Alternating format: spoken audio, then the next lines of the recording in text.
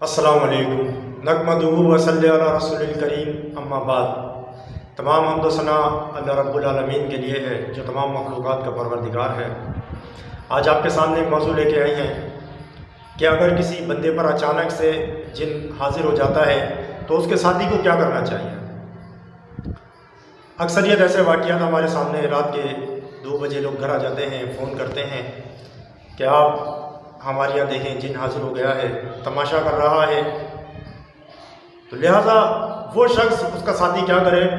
اسے چاہیے سب سے پہلے وضو بنا لے، کیونکہ بہترین طریقہ ہے وضو بنا لے۔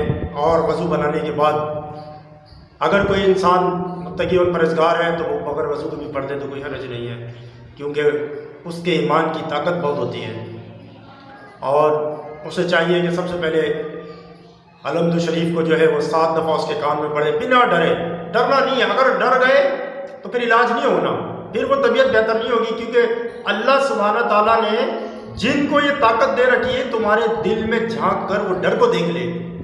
وہ تمہارے دل میں جو پلان چل رہا ہوتا ہے نا، پلاننگ کر رہے ہوتے وہ اس کو پکڑ لیتا ہے۔ اگر وہ پلاننگ پکڑ لیتا ہے تو تمہارے ڈر کو بھی پکڑتا ہے۔ جب ڈر نہیں ہوگا، صرف ایک اللہ کا ڈر ہونا چاہیے۔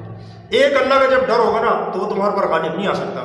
پھر آپ نے کرنا یہ ہے کہ سورہ اخلاص پڑھنی ہے، فلق پڑھنی ہے، ناس پڑھنی ہے، اور 7 دفعہ پہلے سورہ فاتحہ، پھر اخلاص، فلق، ناس، پھر آیت الکرسی پڑھنی ہے، پھر سورہ بقرہ کی آخری 2 آیتیں پڑھنی ہیں، پھر سورہ انعام کی آیت نمبر 121 سے، یا یوں پڑھ دیں خالی 125 سے لے کے 128 تک پڑھ لیں، یہ بھی کافی ہو جائے گا۔ اور پھر اس کے بعد اس کے کان پر یا اس بندے کے اوپر جو ہے وہ تھوکار دیں، تھوک کے ذرات موجود ہونا چاہیے۔ شو کریں، شو میں جو ہے وہ تھوک کے ذرات موجود ہوتے ہیں، اور اس کے بعد جو ہے وہ 7 دفعہ اس کے کان میں اذان دے دیں۔ 1 دفعہ، 2، 3، 4، 5، 7 دفعہ اس کے اذان میں کان میں نا اذان دیتے رہیں، بنا ڈرے، بنا خوف کے۔ جب بندہ اذان دیتا ہے نا، نبی علیہ الصلوۃ والسلام نے فرمایا کہ جب اذان دی جاتی ہے تو شیطان مردود کی ہوا خارج ہو جاتی ہے، اور وہ ہوا خارج کرتے ہوئے بھاگنا شروع کر دیتا ہے۔ تو آپ نے بھی اسی طریقے سے پڑھنا ہے، لیکن ایک بات یاد رکھنا، ان سب کے بیچ میں ڈر نہیں ہونا چاہیے، اور یقین ایسا ہونا چاہیے کہ جیسے کہ 7 کا امت والے کے لوگ تھے، کیسا ہو ہی نہیں سکتا کہ اللہ کے کلام سے فائدہ نہیں ہو۔ آج لوگوں کا ایمان یہ ہے کہ اگر کوئی جادو ہے تو کہتے ہیں کالے جادو والے سے علاج ہوگا جی۔ تو لہٰذا پورے ایمان سے پڑھنا ہے۔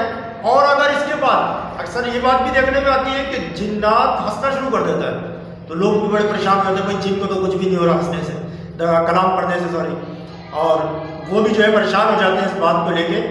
تو لہٰذا اگر ایسی کوئی بات دیکھنے کو آپ کو ملتی ہے تو پھر آپ اور پڑھائی کریں اس کے اوپر، اور جو فلق اور ناس پڑھ رہے ہیں اس میں ٹک جائیں، یعنی کہ اس کو چھوڑے نہیں۔ 1 دفعہ پڑھ لیں، 2، 3، 4، 5، 6، 10 دفعہ پڑھ لیں۔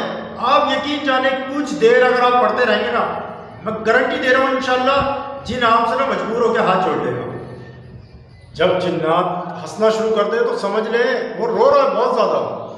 جس کو زیادہ تکلیف ہوتی ہے وہ زیادہ ہنسنے کا ناٹک کرتا ہے، اس لیے جب ایسا ہونے لگے تو آپ سمجھ جائیں کہ سب سے زیادہ رو رہا ہے، کیونکہ وہ آپ کو چکما دے رہا ہے تاکہ آپ اپنی کلام سے، اپنی پڑھائی سے رک جائیں۔ اور جب آپ پہلی دفعہ یہ سوچ لیتے ہیں کہ یار اس کی قرآن کی آیت کا کوئی اثر نہیں ہو رہا ہے، تو در حقیقت آپ کا ایمان تباہ اور برباد ہو جاتا ہے۔ پھر اللہ سبحانہ تعالیٰ فرماتا ہے کہ جیسی تم سوچ رکھتے ہو ہم تم پر عمل بھی ویسے ہی اتارتے ہیں۔ بندے نے سوچ رکھی اس کا فائدہ نہیں ہو رہا، لہٰذا اب یہ پورا قرآن بھی پڑھ لے گا نا، کوئی فائدہ نہیں ہوگا۔ تو ہم نے پورے یقین اور پورے ایمان سے پڑھنا ہے۔ اگر وہ ہنستا ہے ہنسنے دیں، لیکن آپ اپنی پڑھائی کو، فلق، ناس یا پھر اذان، اس کو جاری رکھیں۔ انشاءاللہ آپ خود دیکھیں گے کہ وہ تھوڑی دیر میں آپ کے آگے ہاتھ جوڑنا شروع کر دے گا، کہے گا چھوڑ دو، جا رہا ہوں، میں نہیں آؤں گا۔ اگر آپ اس بات پر قائم رہیں گے تو انشاءاللہ امید ہے کہ اللہ سبحانہ تعالیٰ آپ کو اس مسئلے سے باہر نکال عطا فرمائے گا۔ وآخر دعوانا الحمدللہ رب العالمین۔